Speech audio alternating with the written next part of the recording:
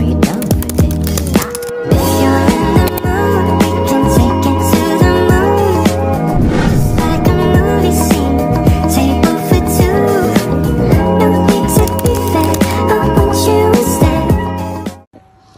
Assalamualaikum warahmatullahi wabarakatuh. Perkenalkan, nama saya Maldi Pratama dengan NPM C1C023113. Di sini saya akan menjelaskan materi tentang perlindungan konsumen dan anti monopoli. Pertama adalah perlindungan konsumen. Dalam kegiatan bisnis terdapat hubungan yang saling membutuhkan antara pelaku usaha dan konsumen. Kepentingan pelaku usaha adalah memperoleh laba atau profit dari transaksi dengan konsumen. Sedangkan kepentingan konsumen adalah memperoleh kepuasan melalui pemenuhan kebutuhannya terhadap produk tertentu. Dalam hubungan yang demikian, seringkali terdapat ketidaksetaraan antara keduanya. Konsumen biasanya berada dalam posisi yang lemah dan karena dapat menjadi sasaran eksploitasi dari pelaku usaha yang secara sosial dan ekonomi mempunyai posisi yang kuat. Selanjutnya adalah beberapa pengertian. Menurut Undang-Undang Nomor 8 Tahun 1999 tentang Perlindungan Konsumen, yang dimaksud dengan perlindungan konsumen adalah segala upaya yang menjamin adanya kepastian hukum untuk memberi perlindungan kepada konsumen. Adapun yang dimaksud dengan konsumen adalah setiap orang pemakai barang dan jasa yang tersedia dalam masyarakat, baik bagi kepentingan sendiri, keluarga, orang lain maupun makhluk hidup lain, dan tidak untuk diperdagangkan. Pasal 1 UU PK.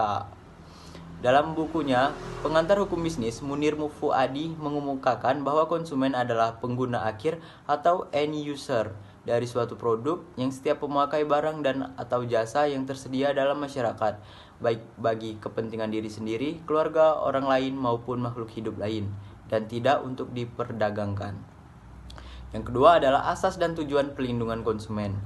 Dalam ketentuan pasal 2 UU PK ditentukan bahwa perlindungan konsumen berasaskan manfaat, keadilan, keseimbangan, keamanan, dan keselamatan konsumen serta kepastian hukum. Perlindungan konsumen diselenggarakan sebagai usaha bersama berdasarkan 5 asas yang relevan dalam pembangunan nasional, yaitu asas manfaat dimaksudkan untuk mengamanatkan bahwa segala upaya dalam menyelenggarakan perlindungan konsumen harus memberikan manfaat sebesar-besarnya bagi kepentingan konsumen dan pelaku usaha keseluruhan. Yang kedua, asas keadilan dimaksudkan agar partisipasi seluruh rakyat bisa diwujudkan secara maksimal dan memberikan kesempatan kepada konsumen dan pelaku usaha untuk memperoleh haknya dan melaksanakan kewajibannya secara adil. Yang ketiga, asas keseimbangan dimaksudkan untuk memberikan keseimbangan antara kepentingan konsumen, pelaku usaha, dan pemerintah dalam arti material dan spiritual. Selanjutnya, asas keamanan dan keselamatan konsumen dimaksudkan untuk memberikan jaminan atau keamanan dan keselamatan kepada konsumen dalam penggunaan, pemakaian, dan pemanfaatan barang atau jasa yang dikonsumsi atau digunakan. Asas kepastian hukum dimaksudkan agar baik pelaku usaha maupun konsumen menaati hukum dan memperoleh keadilan dalam penyelenggaraan perlindungan konsumen, serta negara menjamin kepastian hukum. Selanjutnya, hak dan kewajiban konsumen. Dalam UU PK telah diatur secara terperinci mengenai hak dan kewajiban konsumen sebagaimana diuraikan berikut ini. Pertama, hak konsumen adalah hak atas kenyamanan, keamanan, dan keselamatan dalam mengonsumsi barang atau jasa. Kedua, hak untuk membeli barang atau jasa serta mendapatkan barang atau jasa tersebut sesuai dengan nilai tukar dan kondisi serta jaminan yang dijanjikan. Yang ketiga, hak atas informasi yang benar, jelas, dan jujur mengenai kondisi dan jaminan barang dan atau jasa. Selanjutnya, kewajiban konsumen adalah yang pertama, membaca atau mengikuti petunjuk informasi dan prosedur pemakaian atau pemanfaatan barang atau jasa demi keamanan dan keselamatan. Yang kedua, beriktikad baik dalam melakukan transaksi pembelian barang atau jasa. Yang ketiga, membayar sesuai dengan nilai tukar yang disepakati. Yang keempat, mengikuti upaya penyelesaian hukum sengketa perlindungan konsumen secara patut. Demikian materi yang dapat saya sampaikan. Selanjutnya akan dilanjutkan oleh teman saya. Baiklah, materi selanjutnya itu adalah hak dan kewajiban pelaku usaha. Yang pertama ada hak pelaku usaha, yaitu yang pertama menerima pembayaran sesuai dengan kesepakatan, yang kedua mendapatkan perlindungan hukum dari konsumen yang tidak beretikat baik, yang ketiga melakukan pembelaan dalam sengketa hukum, yang keempat rehabilitasi nama baik jika terbukti tidak bersalah atas kerugian konsumen, dan yang kelima memperoleh hak-hak lain sesuai peraturan perundang-undangan. Selanjutnya adalah kewajiban pelaku usaha. Yang pertama, beretikat baik dalam menjalankan usaha. Yang kedua, memberikan informasi yang jelas dan jujur tentang barang atau jasa. Yang ketiga, melayani konsumen dengan jujur dan tanpa diskriminasi. Yang keempat, menjamin barang atau jasa sesuai dengan standar dan mutu. Yang kelima, memberikan kesempatan konsumen untuk menguji produk. Yang keenam, memberikan kompensasi atau ganti rugi atas kerugian akibat barang atau jasa. Dan yang terakhir, memberikan penggantian barang jika barang atau jasa tidak sesuai perjanjian. Materi selanjutnya adalah perbuatan yang dilarang bagi pelaku usaha. Yang pertama terkait barang atau jasa, yaitu tidak sesuai standar, berat, ukuran, kualitas atau informasi yang dijanjikan. Yang kedua, promosi atau iklan, yaitu jika memberikan informasi yang menyesatkan atau janji yang belum pasti. Yang ketiga, harga. Jika salah informasi tentang harga, potongan atau bahaya penggunaan barang atau jasa. Yang keempat, obral atau lelang. Apabila menyesatkan terkait kualitas, ketersediaan atau tujuan penjualan. Yang kelima, yaitu pemaksaan. Apabila menjual dengan cara memaksa atau merugikan konsumen.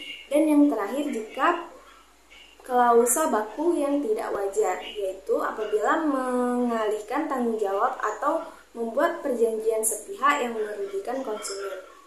Ya, selanjutnya materi selanjutnya adalah beberapa pengertian. Yang pertama, monopoli, yaitu penguasaan produk atau pemasaran barang jasa oleh satu pihak. Yang kedua, taktik monopoli, yaitu pemusatan ekonomi yang merugikan persaingan usaha. Yang ketiga, pemusatan ekonomi, yaitu penguasaan pasar oleh pelaku usaha tertentu.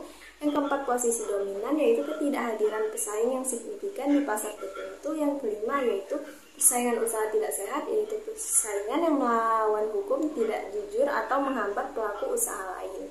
Baiklah, materi selanjutnya akan dilanjutkan oleh teman saya. Materi selanjutnya itu asas dan tujuan. Asasnya yaitu demokrasi ekonomi yang mengutamakan keseimbangan antara kepentingan pelaku usaha dan kepentingan umum. Tujuannya yang pertama itu untuk melindungi kepentingan umum dan meningkatkan efisiensi ekonomi nasional. Yang kedua, menciptakan iklim usaha kondusif dengan persaingan sehat. Yang ketiga, mencegah praktik monopoli dan persaingan usaha tidak sehat. Dan yang keempat, untuk menjamin efektivitas dan efisiensi usaha. Materi selanjutnya ada ruang lingkup undang-undang larangan praktik monopoli dan persaingan usaha tidak sehat. Yang pertama itu ada perjanjian yang dilarang. Perjanjian yang dilarang itu antara lain ada perjanjian oligopoli, penetapan harga, pembagian wilayah, pemboikotan, kartel, trust, oligopsoni, integrasi vertikal, perjanjian tertutup, dan perjanjian dengan pihak luar negeri. Yang kedua itu ada kegiatan yang dilarang, yaitu monopoli, monopsoni, penguasaan pasar, persekongkolan, misalnya pengaturan tender dan sabotase usaha pesaing. Yang ketiga adalah posisi dominan. Dilarang jika pelaku usaha menguasai 50% pasar atau 75% pasar bersama 2-3 pelaku usaha, melibatkan jabatan rangkap, kepemilikan saham mayoritas, dan merger. Yang keempat itu ada Komisi Pengawas Persaingan Usaha atau KPPU. Tugas dari KPPU adalah menilai perjanjian, posisi dominan, dan kegiatan usaha, memberikan saran kebijakan, serta menyusun pedoman. Wewenang KPPU yaitu menerima laporan, melakukan penyelidikan, memanggil pihak terkait, dan menjatuhkan sanksi administratif. Yang ketiga ada penegakan hukum, dilaksanakan oleh KPPU dengan kewenangan menyelidiki, memeriksa, dan memberi sanksi. Sanksinya itu ada administratif atau pembatalan perjanjian, penghentian kegiatan, denda, dan ganti rugi. Pidana pokok itu ada denda dan kurungan. Pidana tambahan ada pencabutan izin usaha dan larangan jabatan. Undang-undang ini bertujuan untuk melindungi persaingan usaha yang sehat, menjaga kepentingan umum, dan mendorong pertumbuhan ekonomi nasional. Baiklah, sekian materi dari saya. Terima kasih.